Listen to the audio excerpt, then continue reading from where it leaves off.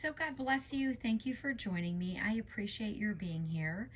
So when we look at the 10 commandments, we know that we have these instructions of how we are to live our life. That we have the Lord your God, no other gods before him, no idolatry, not taking the Lord's name in vain, remembering the Sabbath, honoring your parents, not to murder, not to commit adultery, not to steal, not to bear false witness, and then the coveting commandment, or two, depending upon which denomination you are and how that's broken down. But the one that I want to focus on is you shall not bear false witness against your neighbor.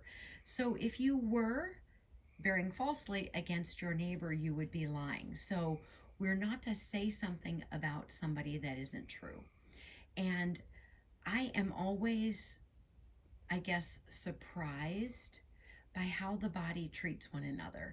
So once in a while, when there is a video that I see on a video streaming site, I will comment.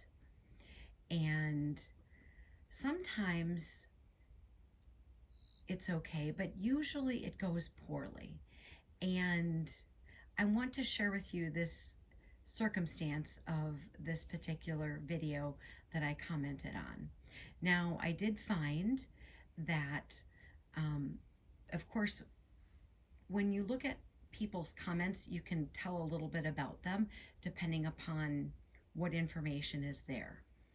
So I did find, which I thought was so interesting, this person posted a video and I provided some scriptural evidence to refute that. Now, it doesn't really matter what the topic is in this particular instance, but wouldn't you just want to know?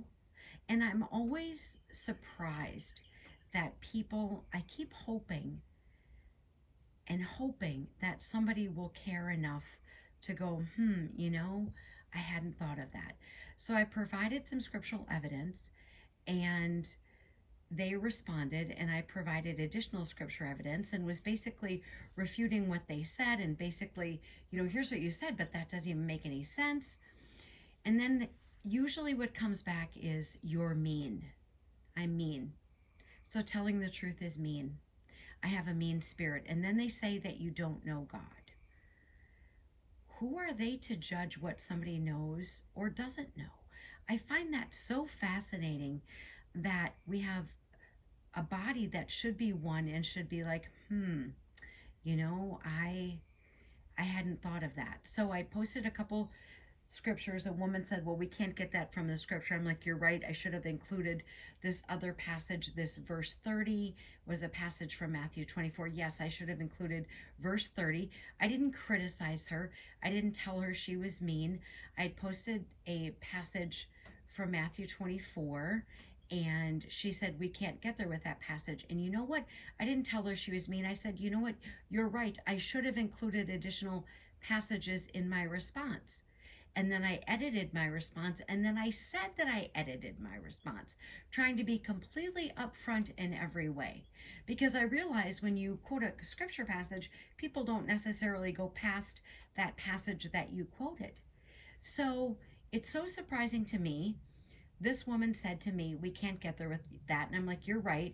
And I told her she was right, and I thanked her. But yet somebody else's response to me is that I'm mean. So shouldn't we tell people the truth? In Exodus 20, verse 16, you shall not bear false witness against your neighbor. You should tell the truth. When did telling the truth become mean? And I get attacked when I respond online. I do get attacked quite frequently. But when did telling the truth become mean? I don't understand that. Wouldn't you rather know the truth than not? Tell me I'm not the only one. It's so surprising to me that the body of believers, instead of responding with, I hadn't thought about that, let me look that up, they just tell you have a mean spirit and you don't know God. And they have no idea what I know or what I don't know. And the assumptions that people make. Do not bear false witness against your neighbor, making assumptions about other people. Armor up, we ride at dawn. May God bless you as always. Have a great day.